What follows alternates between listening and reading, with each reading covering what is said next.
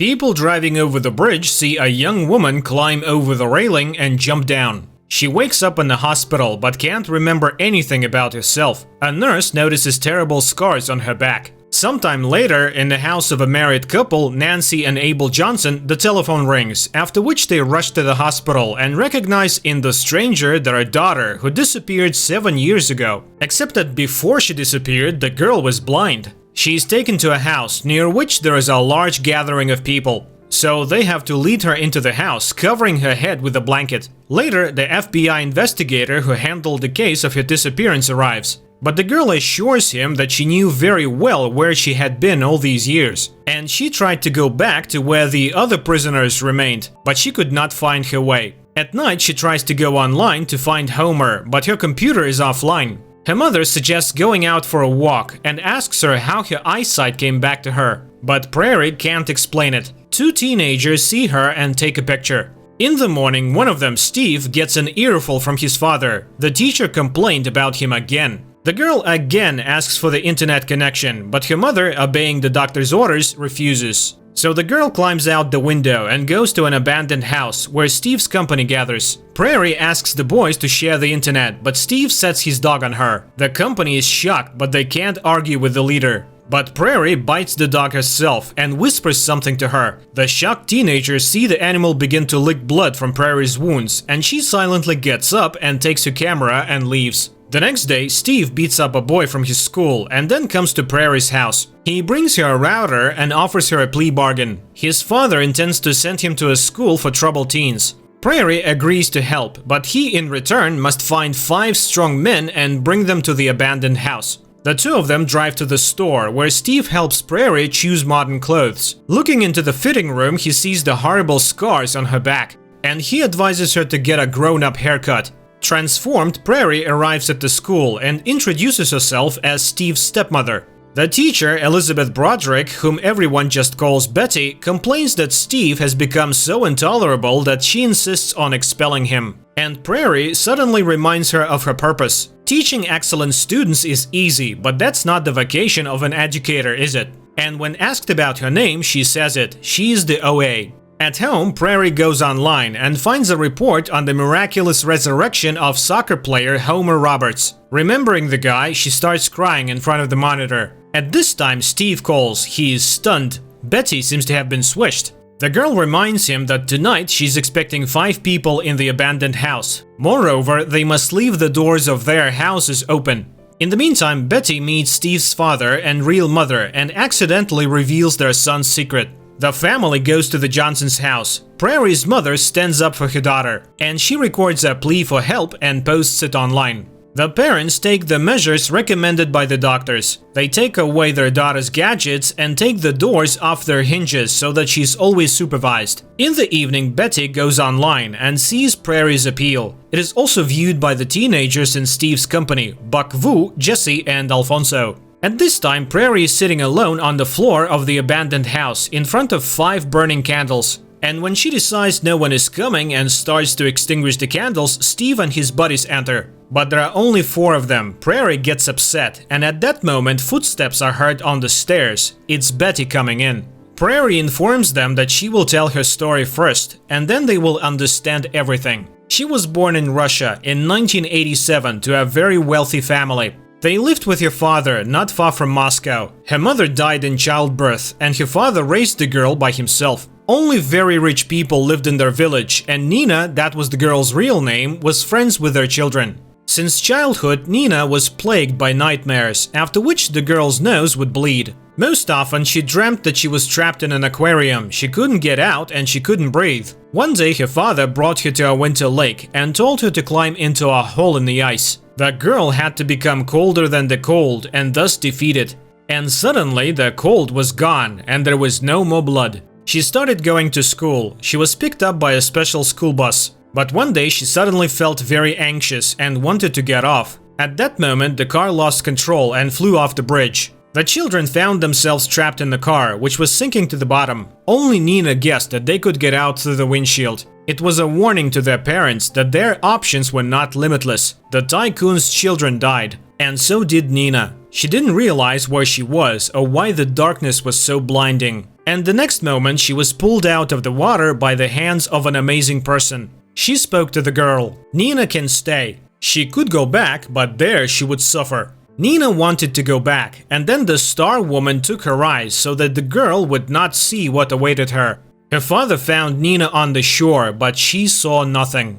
To prevent a repeat of the attempt, her father took Nina to America to put her in a school for the blind, where her aunt visited her on the weekends. But every Sunday her father called her and she played the violin for him. One day she was called to the principal's office and informed of her father's death. Her aunt took her to her house, and the girl ended up in a house with rather promiscuous women. From time to time there were babies in the house and Nina took care of them, although she herself was little. One day a Johnson's couple came to this house. They wanted to take a newborn, but it just so happened that Nancy saw Nina. She was so moved by the girl's fate that they decided to take her into their house. At first everything was fine, but soon the foster parents found out that the girl was walking around at night. They took her to the doctor and he prescribed medication, scaring the parents of the possibility of a mental disorder. So Nancy began the treatment. Prairie was kept on medication for 13 years, but the dreams didn't stop. One day she saw herself in the head of the Statue of Liberty, where she was greeted by her father with 21 burning candles in his hands. Nina realized where they were to meet and ran away. She got to the statue and sat at its foot all day, but her father never came. The girl went to the train station and decided that her father would find her through the music. This was how another man found her. It was morning and the company went home without listening to Prairie's story. Her parents noticed the girl's absence and tried to restrict her movements, but the girl managed to persuade them to give permission for an hour's walk every night. Prairie's overnight listeners decided to check out her story and began scouring the internet looking for reports of the accident in Russia. But Alfonso, who had received an invitation to a free college education, decided not to get involved with this dubious enterprise. Bak Wu tries to talk the guy into coming tonight because Prairie chose them for a reason, and Alfonso, after thinking about it, agrees. Prairie continues the story. She was playing the violin when a man approached her. Dr. Hunter Aloysius Happ was delighted with her playing and guessed that she began to play so well after something happened to her. Happ took her out to lunch, and during the meal he told her that he was studying near-death experiences, or NDEs, which he had become interested in while working as an anesthesiologist. He now works with 4 such people. He gives the girl an instrument to listen to the pounding of the human heart. Prairie listens to the heart sounds of others and becomes so fascinated that she asks Happ to take her into his laboratory. They fly on his plane and arrive at a house in the mountains. Prairie tries to call her parents, but no one answers. That's when Happ offers to take her downstairs to the lab. He leads her into a room, sits her down on the bed, and closes the door behind them. Hearing the sound of the lock, the girl rushes in and realizes she's in a glass cage. A stranger's voice sneers nearby. She probably thinks she's dreaming and will be found soon, but the voice assures her that no one will ever find her. Neither will her neighbors. He is Homer. The next night, Prairie remembers the days and nights she spent in the glass cage. Happ feeds them sublimated food, but the girl can't eat that, and she can't live without the sun either. One night she hears screams. Her neighbor Rachel demanded to know what the doctor had done to Augusta, but Homer persuaded the woman to calm down. Shouting would not do anyone any good. Morning came. Prairie's neighbors began to wash in the creek that ran right through their cells. The girl tried to drink from it and was told not to do so until they had washed up. At this point, Happ comes in and leads her upstairs. After standing in the sun for a while, she thanks the man and then fumbles for a loaf of bread and a knife on the table. And in front of Happ slices the bread and then, finding the refrigerator, pulls out a chicken and makes sandwiches, and then holds them out to him. The doctor is impressed and lets Prairie make sandwiches for everyone, and together they carry them to the other prisoners. Homer asks the girl to find his ring, which he has hidden in an upstairs bathroom cabinet. A year ago, he agreed to participate in an NDE research because his girlfriend announced she was pregnant. He needed to get some money, and Happ offered a good amount. He came to the house himself, but sensing something wasn't right, he hid the jewelry, hoping it would someday be found. If Prairie could steal some bill with an address on it, they could send a call for help. And the ring will convince them that this is not a joke. At this point, gas begins to flow into the neighbor's cell. Homer orders Prairie to shut the vent, and she does so at his behest while the neighbor passes out.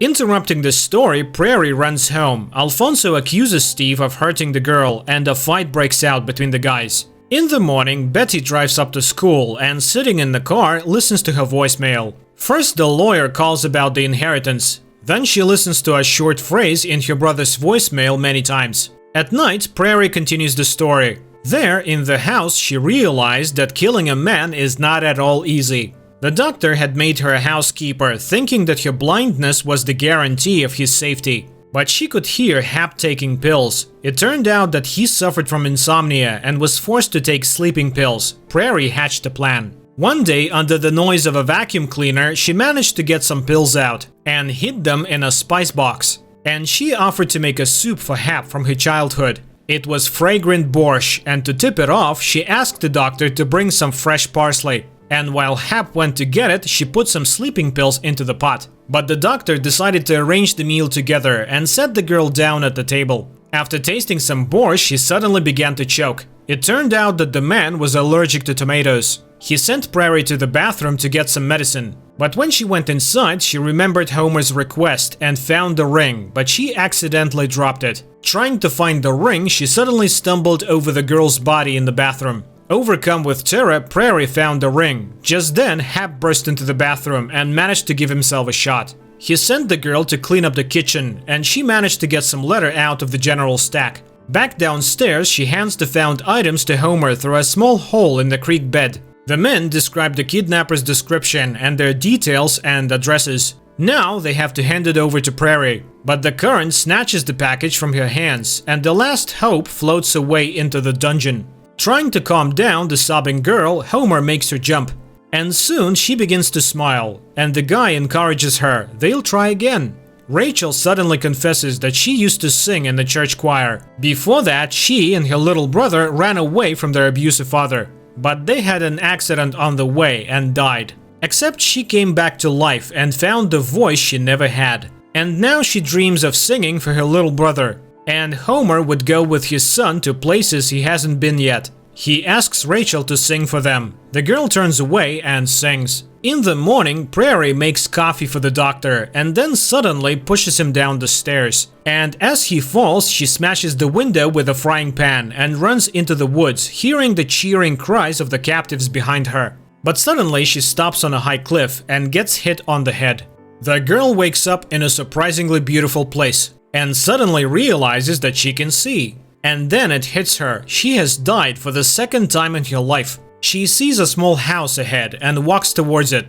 Opening a wooden door with a round window, she goes inside and finds herself in a starry space where the old acquaintance of hers, Cartoon, is sitting. She is happy to see the girl and again offers to let her stay. Then the suffering and pain will disappear, but Prairie cannot abandon the prisoners. Cartoon is sympathetic. She cannot get out of there. She offers to go fishing for Prairie and pulls a bird out of the water. It will show her the way to another place, unknown to humans, but to get it you have to pay. Prairie runs to the door and looks out the window to see her father. She cries out, but he can't hear Prairie. Cartoon suggests she go to him and find peace, or take the bird and discover her destiny. But Prairie chooses the path to the captives. Cartoon holds out the bird. It must be swallowed. And then everything she needs will be inside. But all five must try, so Prairie swallows the bird. She regains consciousness on the bed at Hap's house. He apologizes for hitting her, but he was afraid for her life because she was standing on the very edge.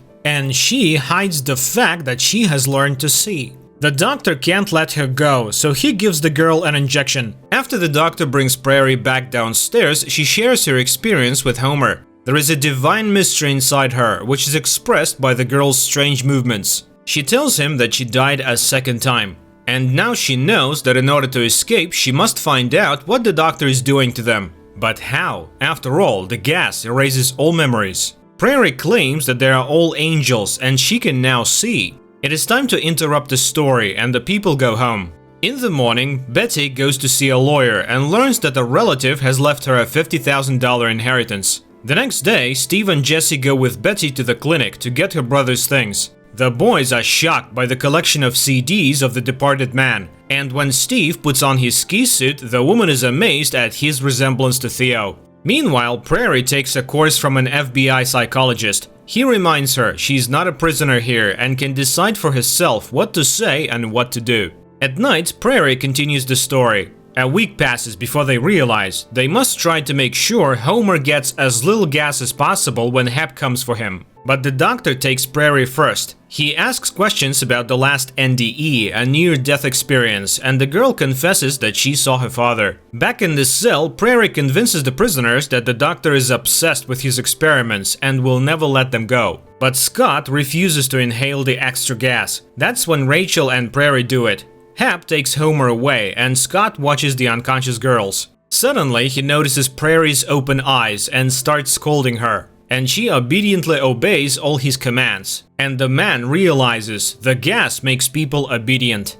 It took almost a year before Homer managed to stay conscious and get to the doctor's laboratory. He allowed himself to be fitted with a glass helmet, into which water soon began to flow. Here, he gave himself away, but the doctor just gave him an injection, after which the guy couldn't remember anything. And one day, when the doctor came out of the lab, he managed to get to his records. The doctor figured out that Homer could be revived almost indefinitely. And he also recorded the sounds of their NDEs to compile a description of what people call the other world. But at the most interesting point, Homer was forced to interrupt himself. Hap was coming back. The prisoners understood the doctor was looking for proof that death was not the end. Years went by. One day it dawned on Prairie that while in the NDE, Homer must find something alive and swallow it. But it didn't take long for the guy to die conscious until one day he found himself in a vent. He collapsed from the ceiling and ran out into the hole, in the middle of which stood a pentagonal aquarium.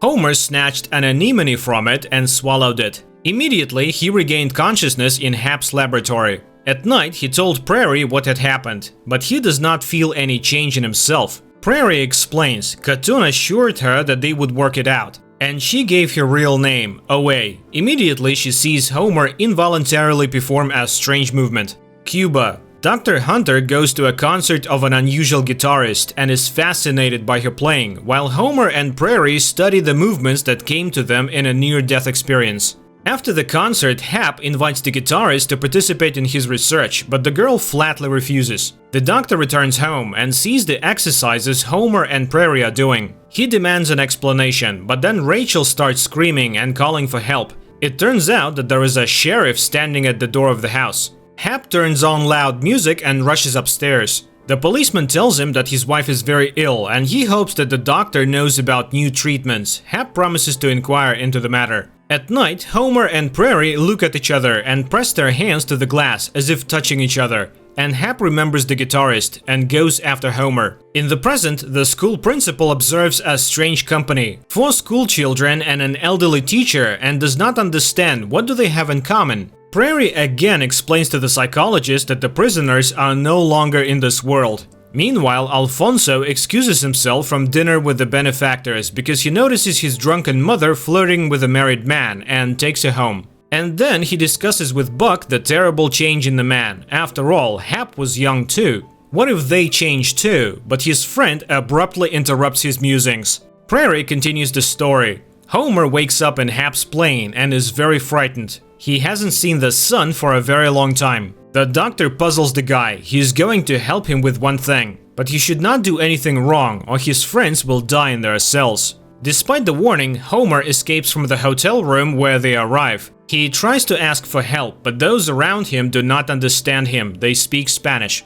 He runs outside and runs into Hap, who orders him back. He has warned the staff about his son's mental illness, so no one will come to help. In the evening, he takes the boy to dinner, but there is no way Homer can settle in until the guitar starts playing. Hap orders the boy to meet the girl and invite her to his room. He complies, but behaves very stiffly. That's when the girl takes the initiative. The doctor listens to the sounds of lovemaking from Homer's room and then turns on the broadcast in the basement. Prairie realizes what's going on. Hap succeeds in making Homer an accomplice in kidnapping the girl. After coming to her senses in the underground prison, Renata blames the guy. But then the gas starts flowing into the cell. This time the doctor takes Scott. and he, fearing death, tells Hap that Prairie has regained her eyesight. The dumbfounded doctor lets Scott die for real and brings his bloody body downstairs. Looking at the deceased, Prairie begins to carry out her movement. She's joined by Homer. All night long, they do the movements that came to them in the near-death experience.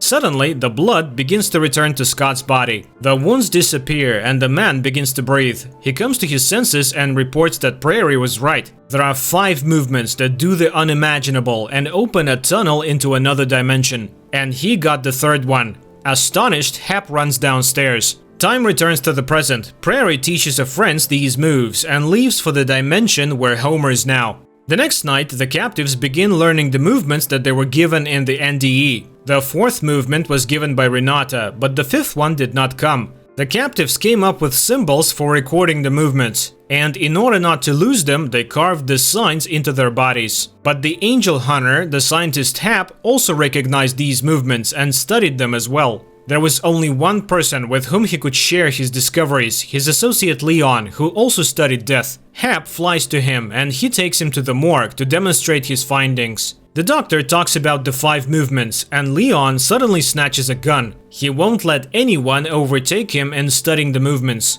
A fight ensues, in the course of which Hap kills the colleague. He leaves, advising his sister to look into the abandoned morgue. At night, Hap takes Prairie to the lab. He offers her to run away with him, but the girl refuses, and once again she dies in the water helmet. She finds herself in the Star House, but Khatun is nowhere to be found. The next moment she comes to her senses in the lab. Hap has recorded the sounds of her NDE and is very pleased. His theory is confirmed. Back in the cage, Prairie shares her experience with Homer. The girl's heart is broken. But the boy suddenly says that in another dimension they will start a vegetable garden and grow vegetables. She involuntarily supports his game and dreams of how they will live in a better world. Meanwhile, the doctor listens to the sounds of the NDE in his headphones and doesn't hear the sheriff enter his house. The sheriff sees the dungeon on the screen and draws his gun.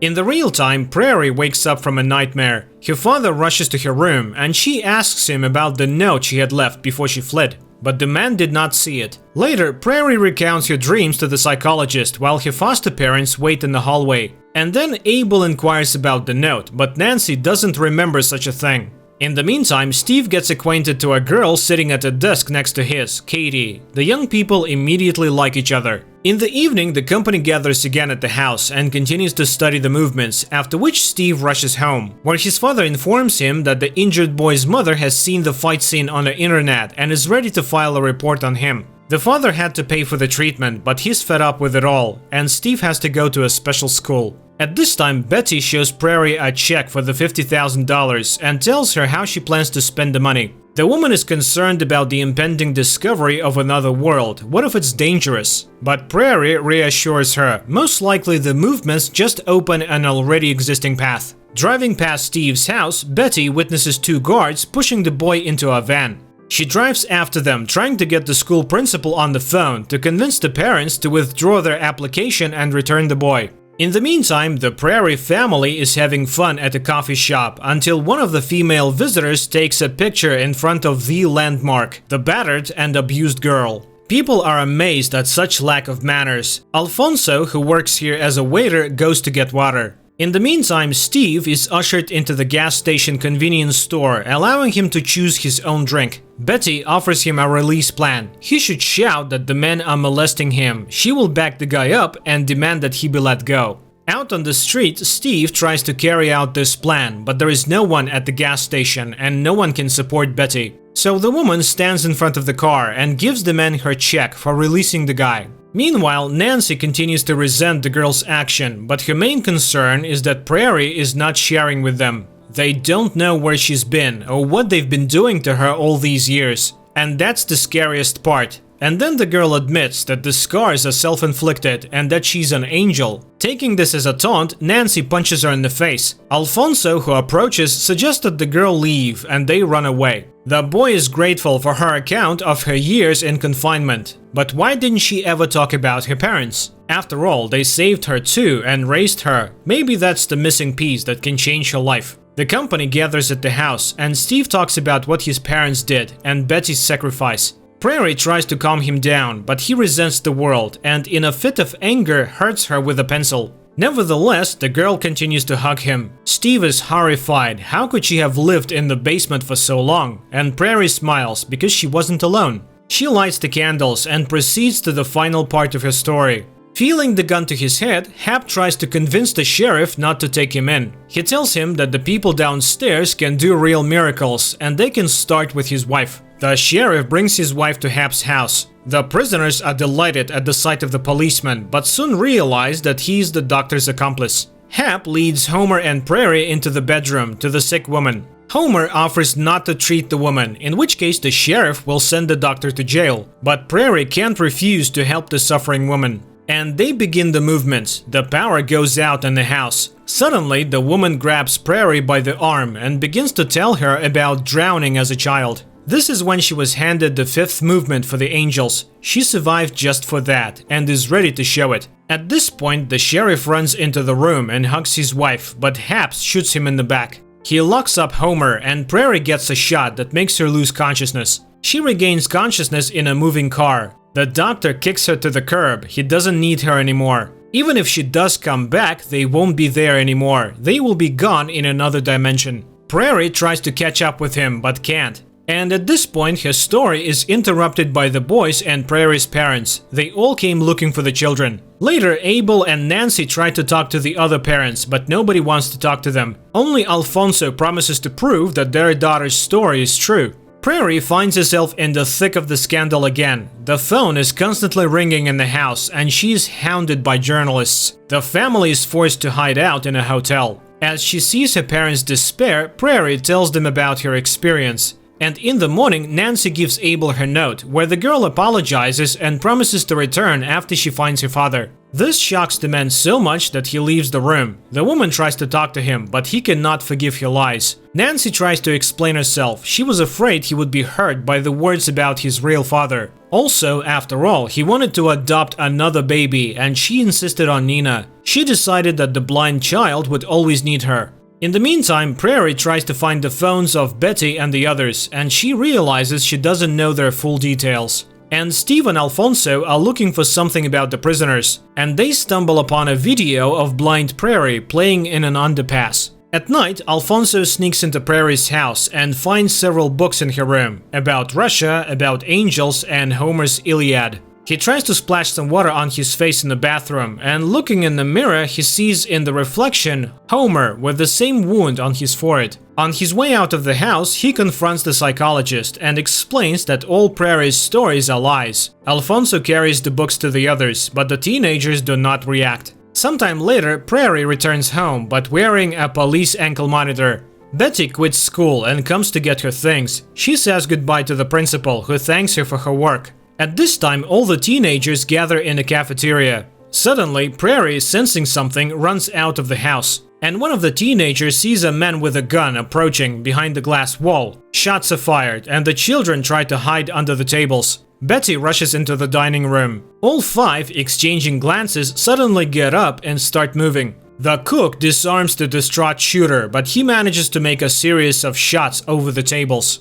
And then everyone sees Prairie standing behind the glass, and on her chest is a gunshot wound.